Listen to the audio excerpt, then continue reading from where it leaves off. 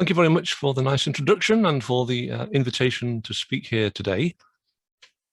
So I decided to talk about symmetric positive definite matrices for a number of reasons. One, of course, is that it's something that I think everybody's familiar with.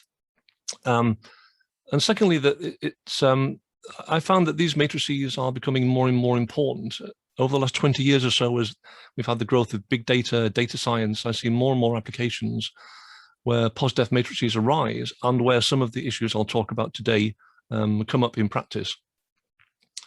I'll just say that the slides, if you'd like to get them and follow along and click on links, are here available at this bit.ly address, bit.ly IMA EC21. So let me just begin by reminding us of the definition of a symmetric PosDef matrix. We've all seen this in our first linear algebra course, I think. It's a symmetric matrix for which the quadratic form is strictly positive when you have a non-zero x. And an example of a matrix that's PosDef is this one here. This is a very famous matrix that comes up when you discretize a second-order derivative in a differential equation using central differences. So it's tridiagonal, 2's on the diagonal, -1's on the subdiagonal and the superdiagonal. Now, it's not immediately obvious that that matrix is positive definite, but in fact it is. And so the question arises, how can you tell whether a matrix is positive definite? And there are some conditions that we have available, standard conditions. So each of these is equivalent to A being positive definite. The first condition says that all the eigenvalues are positive. We know they're real because A is symmetric, but they're actually positive. The second condition, that's equivalent to A being PosDef, says that all the leading principal submatrices are positive definite. So what are the leading principal submatrices? Well, in the case of this matrix here, it's the element 2, and then it's this little 2 by 2 matrix at the top left, then the 3 by 3 based at the top left, and then you get the full matrix. So they all have to be also symmetric and positive definite. And then there's another condition that I'll come back to at the end that says A is PosDef if it has a Cholesky factorization. Here are some useful facts. A PosDef matrix must have positive diagonal entries. And this just comes from taking X is a unit vector EI with a 1 in the ith position, zeros everywhere else in the basic definition. And the second requirement is that Aij is bounded above by the root of Aii times Ajj. And you can prove that by taking a particular X in the definition again with just, I think, 2 non-zero entries in the ith and jth positions. Or you can get this by looking at 2 by 2 submatrices of the matrix and requiring that they be positive definite. But one implication of this inequality is that any element Aij cannot be the biggest element in its row and its column at the same time. So those two things are we can use to check whether a matrix isn't positive definite. A sufficient condition for being positive definite is shown here, which is diagonally dominant and positive diagonal entries. So diagonally dominant means that the element on the diagonal is bigger in modulus than the sum of all the moduli of the elements off the diagonal for every row. So with that with those ideas at our disposal, I'll just give you a little quiz. So here are 6 matrices, and can you spot whether these are positive definite or not? So I'll just give you a few seconds to think about that. So which of these matrices are PosDef, which are not PosDef, using the criteria and conditions I've mentioned already. Well, let's just go through them. So matrix A is diagonal with positive diagonal, and that's fairly trivially positive definite. Matrix B, diagonal but with a -1 on the 2-2 position. Well, we know that the diagonal has to be positive for a PosDef matrix, so that's not definite. Matrix C, we have a 0 on the diagonal. So again, that matrix cannot be positive definite. Matrix D is a little less obvious. Matrix D fails to be PosDef because the leading 2 by 2, which is 1, 1, 1, 1, is singular. So that's got 0 determinant. That would have to have positive determinant and be non-singular if D were to be PosDef. So D is not PosDef. What about E? Well, for E, if you look at the 1, 3 position, that 2 is the biggest element in modulus in its row and its column, which means it's not PosDef. And then finally, matrix F has got quite big diagonal entries. They're all positive. So in fact, this is a diagonally dominant matrix with positive diagonal. So the answer is that A and F are the only positive definite matrices from amongst those there. But what we can see from these examples is that you can't, in general, just look at a matrix and tell whether it's positive definite or not. And this is one of the reasons why I think that makes definiteness such a fascinating topic. So just to say a little bit more, here is a one parameter family of matrices. We've got W on the off diagonal, ones on the diagonal. And let me ask the question, for what range of W is that matrix positive definite? Well, from what we've said already, we know that W must be bounded by 1. So W must lie between -1 and 1. And you can think of this as, in fact, as a correlation matrix, and correlations have to lie between -1 and 1. So W is certainly on that interval. When I think about this from scratch, I always end up thinking that the interval should be symmetric. But in fact, it's not actually. So for this matrix, any W less than 1, but bigger than -1/2 will make the matrix pos-def. So it's not a symmetric interval, in fact. And if you take a general n by n version of this A, the condition is shown here. So W has to be at least -1/n-1. So as n gets bigger, you're only allowed to take W a little bit negative. So it's mainly the interval 0, 1 where you can take W for larger n. Now, this is a very simple matrix, but in many applications, actually, people do use one parameter correlation matrices for modeling. So it is something that is definitely of practical interest. So I mentioned already the difficulty of testing for definiteness. So there are necessary conditions that might fail, but if they all pass, there's no easily checked or quickly checked sufficient conditions. So how would you actually test in practice whether a matrix is positive definite? The two best ways, I think, are, first of all, to attempt a Cholesky factorization. And if that succeeds, then you can say the matrix is definite. If it fails, we'll see later how it can fail, but if it fails, you know it's not definite. And the other way of doing it is just to compute all the eigenvalues and check that they're positive. Now, in finite precision, with rounding errors in effect, there's some questions about whether these approaches are stable, but in fact, rounding errors don't really cause any problems here, so you can rely on the answers you get from a finite precision computation. So we've talked about having definiteness or not. So if you've not got definiteness, and I'm now referring to covariance or correlation matrices as I'm implying applications here. So the reasons a matrix that you expect to be definite may turn out not to be definite are actually quite a few. So one can be missing observations. In the world of finance, where I first came across this problem, the issue was that companies can be formed or go out of business during a period of interest, maybe over a 1-year period, and then you lack data for those companies at certain timestamps. That can cause problems when forming the definiteness, forming the covariance or correlation matrix. You can have asynchronous observations. Again, in finance, it could be markets working at different times in Tokyo, in New York, and London. You can get model aggregation issues. So this is where you have several different models, maybe a model for insurance in Europe, one for US and one for Asia, and you're trying to put the models together, which sort of corresponds to putting blocks, putting matrices to become blocks of a bigger matrix. And if you're not careful, although the individual matrices may be definite, the overall one might not be. And then finally, there's stress testing. So this is where you have a matrix, for example, that's a true correlation matrix. And as a bank, you might want to be saying, what happens if these certain correlations become extreme? So you change an entry of the matrix to some other value. But of course, in doing that, there's no guarantee that the matrix will remain a positive definite matrix. So you need to be checking that you really are doing something that makes physical sense. But what's the real problem then if we have definiteness, if we lack definiteness when we expect to have it? Well, I think one of the nicest examples is this one here in portfolio optimization to indicate what can go wrong. So here you have a number of assets, n of them, and what you want to do is invest in these assets in some way, and you assume that you have knowledge of the covariance between different assets, Cij, and the expected return of asset I, mu I. And so what you'd like to do is maximize the return, x transpose mu, subject to a bound on the variance, or essentially you're bounding the risk of the portfolio here. So this is the sort of bog standard problem in portfolio optimization. And because C is a covariance matrix, it should be positive definite. But in practice, as we've seen, for various reasons, C might turn out to be not positive definite. Now, what that would mean here is that you would be allowed, this would correspond to a negative risk for certain vectors x. And so you could have a portfolio with negative variance, which would encourage you to make arbitrarily large investments with apparently no risk at all. Clearly something that would be very dangerous.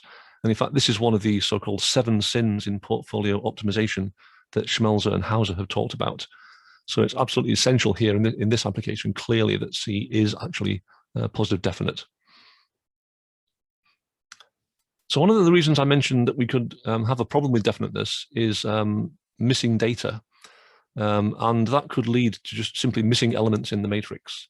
So if we look at this 3x3 example, so my thinking here is this is meant to be a correlation matrix, but for some reason I don't know the 1-3 entry. And by symmetry, I don't know the 3-1 entry. So the question is, what could we put in the 1-3 entry and still get a correlation matrix?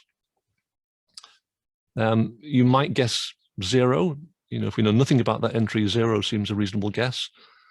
So is that a correlation matrix? I don't think our earlier tests tell us very much about that, but if you work out the eigenvalues, there's in fact an eigenvalue minus 0.2728, so it's not positive definite.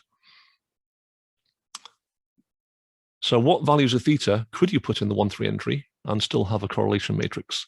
Well, we can simply try this by brute force, by just plotting the smallest eigenvalue for theta going from -1 to 1. That's what I've done here. And on the y-axis, you've got the smallest eigenvalue. So what you want is the smallest eigenvalue to be positive. And so around about here, the eigenvalue eventually becomes positive. That's about 0.62. So any theta on the interval 0.621 will give me a positive matrix. So there's infinitely many theta that do the job. That's the thing to observe. Which one is best is then an interesting question. So assuming there is a completion, and I'm not going to talk about the conditions for one to exist, but that is known, that's understood. So assuming there is a completion, which one should we take?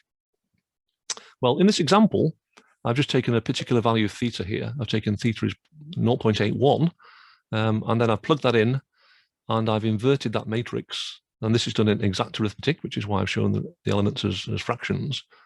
And interestingly, you get a 0 in the 1-3 entry. So we started off with a full matrix, all elements non-zero. When I inverted the matrix, I got a 0 here. So this would appear to be something a bit special about this value of theta. So what's going on? Well, I'll come back to that in a moment, but going back to my question, which completion would we like of the infinitely many possible completions? Well, it turns out that the one that people usually go for is the one that has maximum determinant. So maximum determinant completion. And there's a number of nice features about this. So firstly, it's unique if completions exist. So there's a unique completion of that form.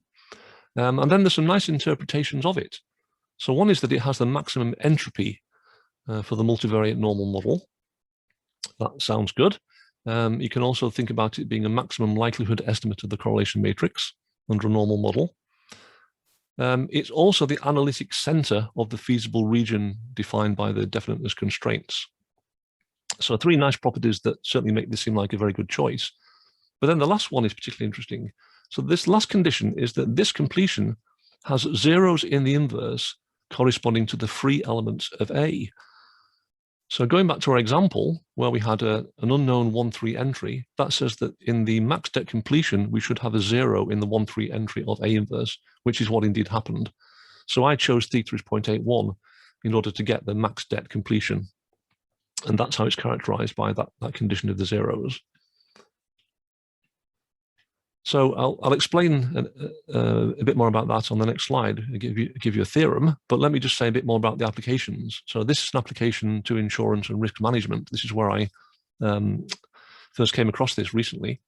So the idea is that here we have some 2 business units, BU1 and BU2.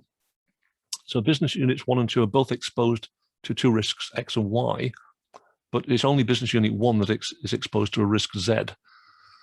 And so we know all these correlations given in this matrix, but we don't know the correlations between Z in business unit 1 and X and Y in business unit 2.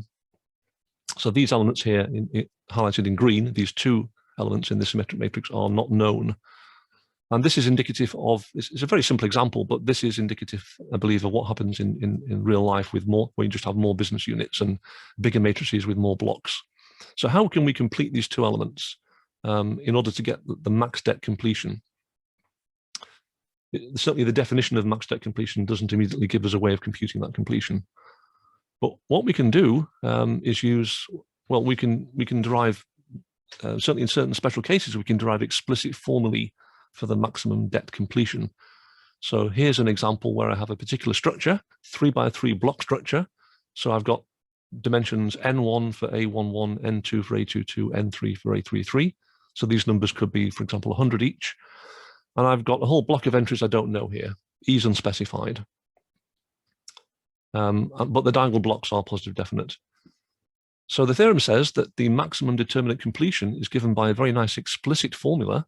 You just take B transpose A11 inverse C. That will be the max debt completion. So that's something that's very easy to compute. So the history of this result is that we derived it, my co-authors and I, by using the property that the inverse must have a 0 in the corresponding entries. So we knew that the max debt completion would have zeros where we have the E here. And we were able, with quite a bit of algebra, to derive this formula. But it turns out, actually, this result can be derived as a special case of a much more general result going back to the 1980s. There's a whole theory of band matrices and inverses and completions, of which this is just, in fact, a special case. But for certain structures like the one I've shown here, you can get a very nice explicit formula. And let me just illustrate that. So here we have a 5x5 matrix, and I've got this block in the the 2-3 block is unknown. So I've got to fill in these 4 entries here to make the matrix a correlation matrix with maximum determinant. And it turns out if you apply the formula in the theorem, the answer is you put 9/25 in each of those entries. Then if you look at the inverse at the bottom, indeed the inverse has zeros in those places. So this is confirmation we have got the max debt completion. And the determinant is actually 0.124. Now, as a way of checking this, if you look at this matrix that we started with, all the given off diagonal entries are 3/5. So if I was to put a 3/5 for the unknown entries, I would have the 1 parameter correlation matrix that we saw earlier on with the W parameter. And we know that that would be posdef for any positive W. However, that gives determinant 0.087, which is quite a bit less than the maximum determinant. So just confirming that that is not optimal as a solution.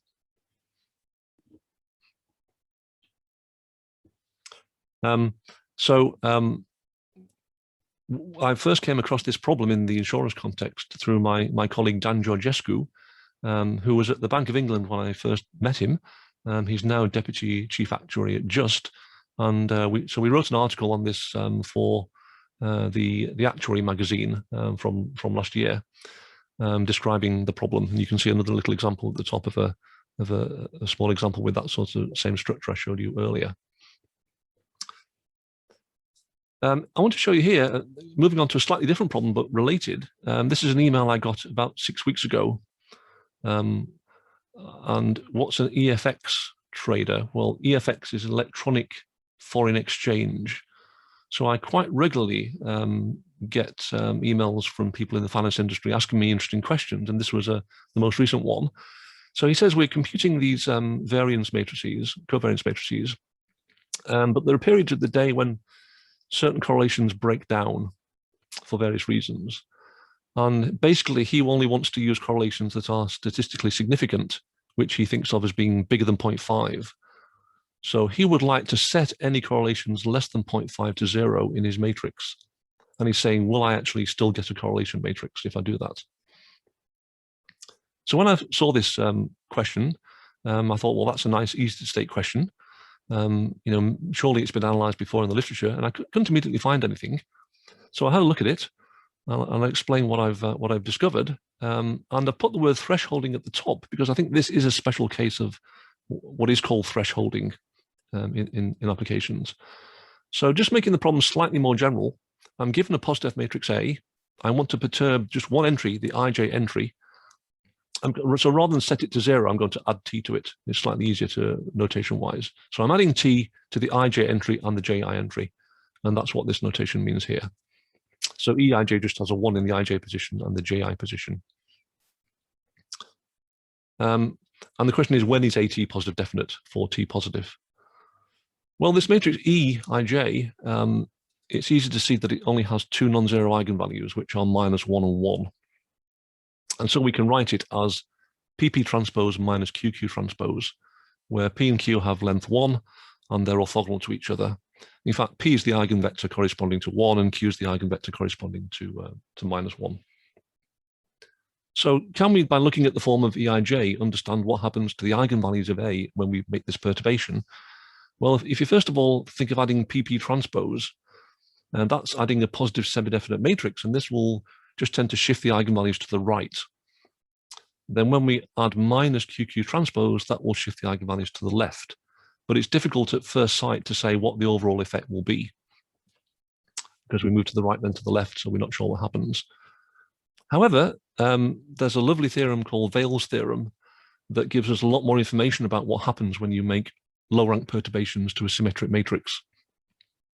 So here we have a symmetric matrix with eigenvalues lambda n up to lambda 1. And we're just perturbing in here by a single term PP transpose. So we're adding on a positive semi-definite matrix. So the original eigenvalues are the black dots, lambda 4 up to lambda 1. And the eigenvalues of the perturbed matrix are the open circles, mu4 up to mu1. And Weyls' theorem says that the mu's will lie to the right of the black dots, but between them. So the new eigenvalues interlace the old eigenvalues. They lie in between the old eigenvalues and to the right. So in other words, this mu4 cannot move past mu3. It may increase, but not beyond that point. So this is quite a big restriction on the behavior of the eigenvalues. So if I then add on my minus QQ transpose, then I can use Weyls' theorem in reverse, and it will tell me that, so this lambda 3, for example, will now move to the left, but it can't go past mu4. So if I'm assuming that I start with a positive matrix with lambda 4 positive, then after the QQ transpose perturbation, this third smallest eigenvalue will still be positive. And so I can conclude from these sorts of arguments, which I've formalized here in some inequalities, that there's at most one negative eigenvalue of AT. So with AT defined here, given that A is positive definite, there can be only one at most negative eigenvalue of AT. And that's good to know, because it means we can then check for definiteness by checking the sign of the determinant. The determinant of the matrix is given by the product of all the eigenvalues. If I know there's at most one negative eigenvalue, then I can just check definiteness by checking whether the det is positive. In general, I couldn't do that because I might, for example, have two negative eigenvalues, which when multiplied together give you something positive. So I can use definiteness as a check or a test for the determinant as a test for definiteness. And so if you can work out the determinant explicitly, it turns out. And I'll just give you the conclusion that the det is positive as long as t lies in this interval. Now, B here is the inverse of A. And we should, of course, worry about whether this denominator is positive or not. Well, this is reminiscent of the earlier condition I had. Now, because A is positive definite, B will also be positive definite. So mod Bij will be bounded above by root Bii Bjj. So in fact, this is indeed positive, this term here. And so the conclusion from this is that we remain, if you set Aij to 0, it will remain positive as long as minus Aij belongs to this interval, because that's what we're adding to Aij to get the 0. So let me give you an example. So here's a little 4x4 matrix called the Lehmer matrix. It is positive, its smallest eigenvalue is about 0.2. And if you try each off-diagonal element in turn and see how far you can decrease it, you can decrease them all to 0 except for the 2, 4 entry. So there's only one number that can't be set to 0, which is the 2, 4, 1 here. And I'll show you what happens for the 2, 4, 1 as we perturb it. So we've got t on the x-axis, which is what we're adding to A24. The red curve is the smallest eigenvalue, and the blue curve is the determinant. And as expected, they are positive. When one's positive, the other's positive. So it's on this interval between the two black dots that we're okay. Now, unfortunately, setting the element to 0 means adding minus 0.5 to it, which is this point here, which is outside the interval. And so that will not allow us to maintain definiteness. But any A24 on this interval will preserve definiteness. So this is how you can address this question by using these ideas.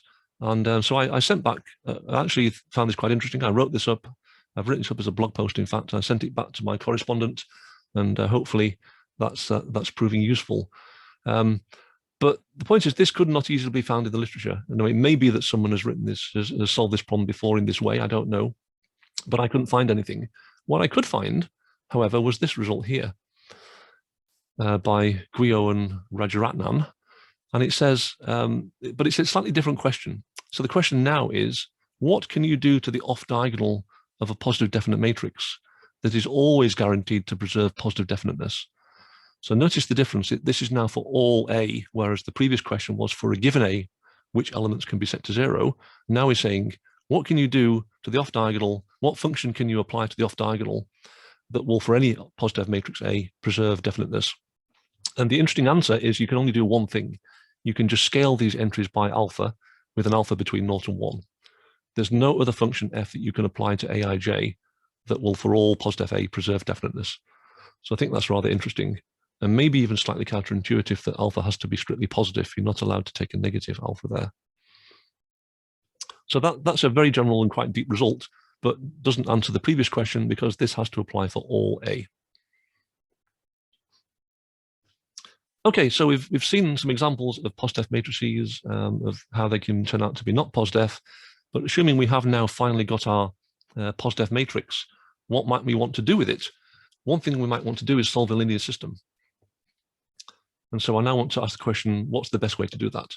The standard way of solving a PosDef linear system is to compute a Cholesky factorization.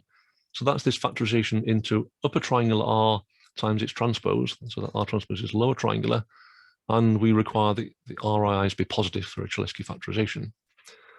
And as I was teaching to my undergraduates last semester, this little loop here will compute the Cholesky factorization for you. 3 nested loops, so it's an order n cubed operation. How can this fail? Well, it can fail if, of course, the argument inside the square root is negative, but that can only happen if A is not PosDef. So for PosDef matrix, you can show that this argument is strictly positive.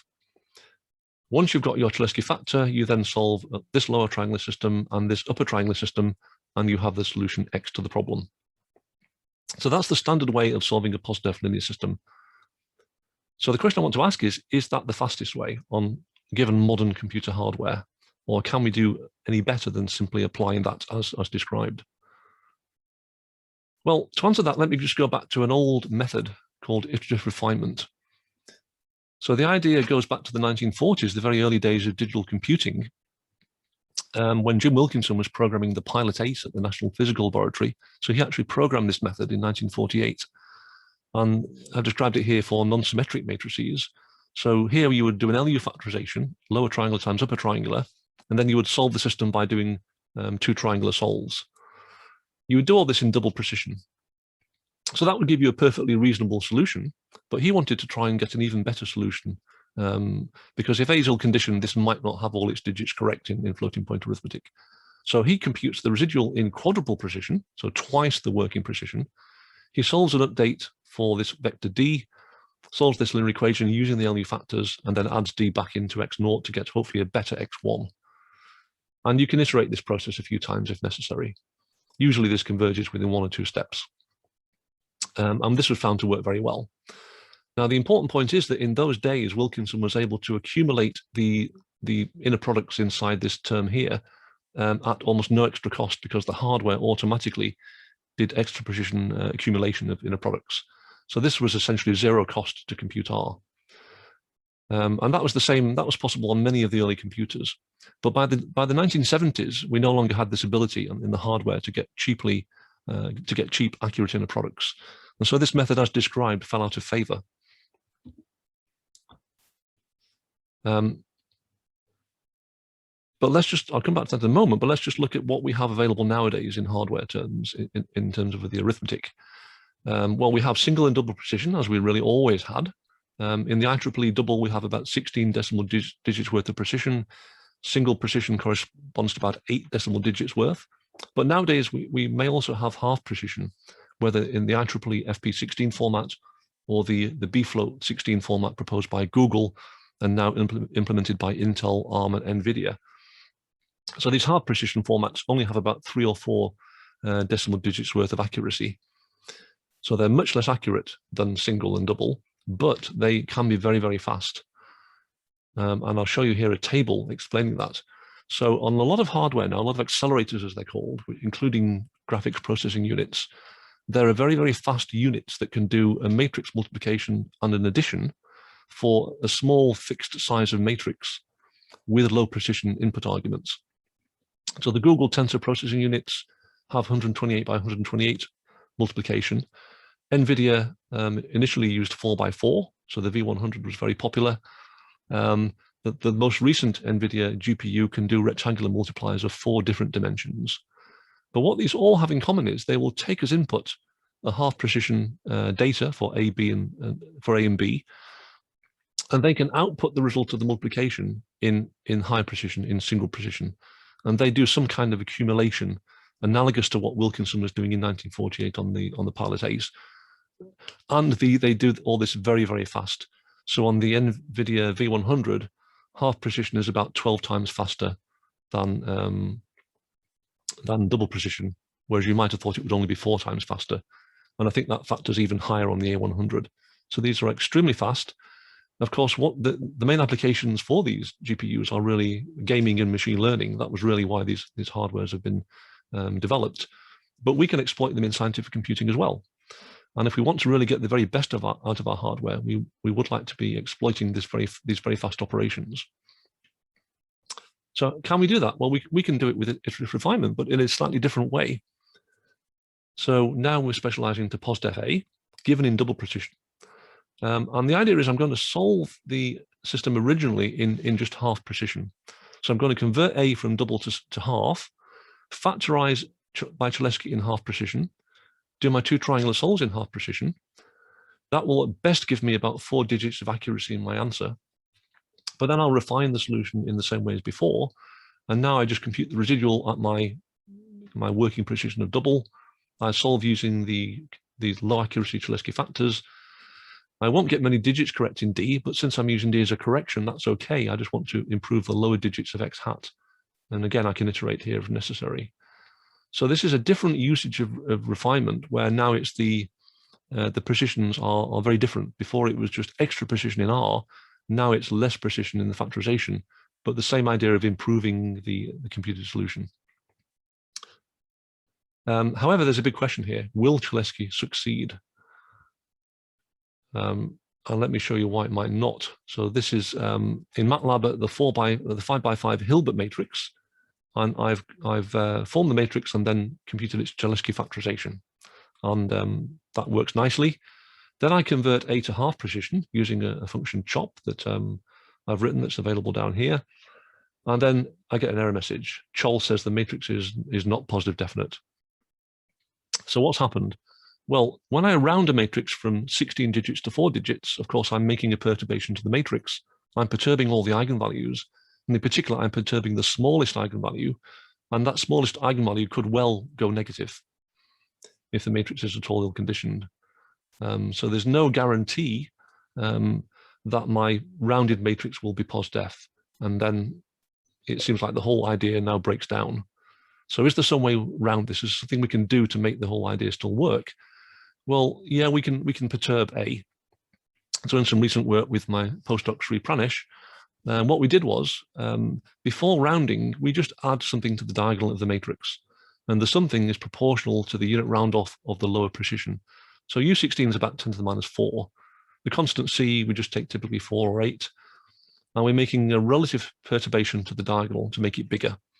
And it turns out that this fairly small perturbation in terms of the lower precision is enough for the Cholesky of the lower precision to succeed. Now, it does mean we won't get quite as good a Cholesky factor since we've perturbed the matrix, but it turns out that that doesn't affect the rest of our algorithm. And we don't just do the refinement, in fact, in the way that Wilkinson originally did it, which was solving using the Cholesky or LU factors. We actually do something a bit more sophisticated. We use a preconditioned iterative method on the refinement step. So I won't say anything about this, but this enables you to solve a wider range of problems without really altering the basic idea. Okay, so does this work? This has actually been programmed by Jack Dongara and his colleagues and implemented on an NVIDIA GPU, the V100. And they found that this gave up to a 4.7 times speed up over a double precision solver on this GPU. So they compared the best available optimized double precision solver with the Cholesky solver that uses half precision. And just if I go back to the slide, this slide here, so most of the work is being done on this first step, the solve by Cholesky step. So almost all of the ordering cubed operations are done in half precision, and then you just get a lower order flops done in the higher precisions here. So this is why it's so fast, because most of the operations are being done on step one and being done on the GPU with those tensor cores. So it really is exploiting to our benefit this very fast hardware that was really developed for machine learning and gaming. So those are a number of examples where definiteness is a problem. And so the history for me is that it was in the early 2000s when I was alerted to the loss of definiteness problem in finance by a company in London. They said, we've got correlation matrices that are supposed to be definite, but they're not. What can we do to solve that problem? And that's when I first started working on this. And as far as I was aware at the time, this problem only came in the world of mathematical finance. But what's been interesting is to watch over the ensuing 20 years how more and more applications are arising where exactly the same thing is happening in literally all kinds of applications. I have a Google alert on this, and I get applications ranging from climate change to horse breeding to analyzing gun cartridges. I mean, it's just everywhere that people who are generating data often have this problem of missing data or asynchronous observations or whatever. So this is a real problem, but we do have good ways of attacking it. And it's worth saying that, of course, in many applications, you will have enough statistical knowledge to be able to tackle this from a statistical point of view. I'm purely taking the linear algebra point of view, where I don't know anything about the data, and I want to do the best I can given just the matrix. And therefore, I can provide a black box solution to this. So linear algebra optimization, very useful here. We've seen how the veil inequalities can help to understand what's going on. So a lot of the basic classical linear algebra optimization is useful. And there are still open problems, interestingly. So for example, in the problem I mentioned from foreign exchange trading, where I was just perturbing one element at a time. So what if you want to set multiple elements to 0? When can you do that? And does it matter in what order you do it? There's still, as far as I can see, questions there that have not been addressed. If you'd like to know more, there's a couple of blog posts I can point you to, which are linked here on the slide. And the slides are available from this URL. And I do have one or two references at the end in some extra slides beyond this last one. So I think I'll leave it there. Excellent. Thank you very much, Professor Higham, for an insightful presentation. We have received a few questions by the audience, and if there are any further ones, please post them through the Q&A box. So I'll now read some of these questions. Isn't reducing a matrix to row echelon form and checking the signs of pivots also a viable option to check if the matrix is positive definite? Yes, indeed. And in fact, that is really equivalent to computing the Cholesky factorization and seeing if it works, because row echelon form is really defined for non-symmetric matrices, and it wouldn't in its basic form exploit symmetry. So I think of that as being like Gaussian elimination. And Cholesky is just a symmetric form of Gaussian elimination. So indeed, the pivots in Cholesky, the elements that we end up, that we have to take the square root to get, are precisely the pivots that you're talking about here. So yes, it's exactly the same. It's just another way of expressing it in terms of the mathematical formula and another way of thinking of it. Excellent, thank you. Can GPU algorithms be extended to a much larger matrix, for example, a million by million, or should the approach be to utilize parallelization instead for such cases? Well, the algorithm I described, when implemented by Dongarra and colleagues on the GPU, is exploiting the parallelism on the GPU, yes.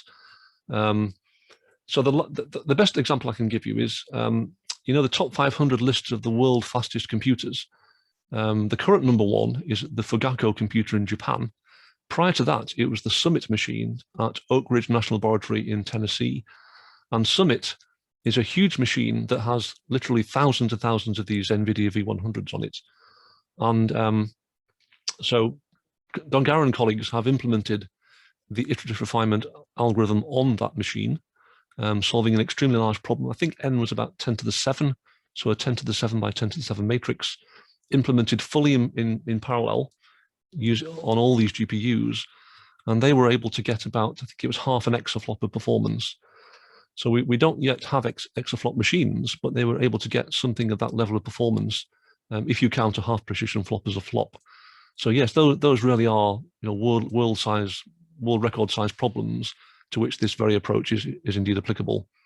Anything with LU factorization with Cholesky can be implemented in parallel on today's very largest machines, on GPUs or otherwise. Thank you. Can the PSD completion problem be used to compute the principal components of an incomplete dataset? Well, you could certainly complete the matrix to get a POSDEF matrix, then find its eigensystem, and then get the principal components of the completed matrix. Yeah, that would certainly be a viable thing to do. I guess you would just have to ask, is there, given your statistical knowledge of the problem, are there any other approaches that might be better, that would perhaps build more on your underlying knowledge of the data? But if you know nothing more than the matrix, then that would probably be what I would do. And I guess you could also ask, is the max debt completion really the best one? It certainly has a lot of nice properties. There may be other completions that potentially could be more appropriate for your application. Thank you. Further to your contributions to commercial numeric computing software such as MATLAB, is some of your work accessible or intended to be integrated to open source tools? Yes, I mean, in this second blog post here, the nearest correlation matrix, I give a number of links to open source software. So I have quite a bit on GitHub. And what happened after I wrote that blog post is various people translated the MATLAB M file that I provided into other languages like Python, Java. So there's a lot of open source software available. There's also commercial software. So I work with NAG, who have the NAG library. And one of NAG's major sectors that they sell to is finance. And so they have a whole line of nearest correlation codes that are highly optimized and being used in the finance world. And in MATLAB, the latest version of I think it's the statistics toolbox has a nearest correlation code that was just added in the 2020 version, or 2020B, I think it was. So yeah, there's open source software, there's commercial software. The commercial software might have the edge of being more highly optimized, because if you want to really run these problems very quickly on very large matrices, you want the fastest possible, most optimized implementations. But some of these things are easily coded in just a few lines of MATLAB. Thank you very much. And finally, what do you envision to be the greatest challenges and benefits for targeting applications and open problems in future? I'm not sure I have a good answer to that. I would just say that from my experience of getting emails from people who are actually working at the coalface in industry, very often my first reaction is, oh, that's already been solved in the literature, and I turn to my favorite journals, or I Google, then I say, oh, actually, it doesn't quite solve the problem. So I think very often the problems that we solve mathematically and get nice theorems for do make lovely theorems. They do have lots of nice theory. They don't necessarily solve every problem that arises in practice. So there's just seem to be always a continual stream of variations of problems that that still need looking at and still need some analysis of. So that's why I find this whole area such fun to work on. There's so many problem variations, and which are coming up all the time as data gets bigger. People looking at things like scaling, weighting the matrix. There's all kinds of versions of these problems that you can come up with that are of real practical interest. Excellent. Thank you very much once again.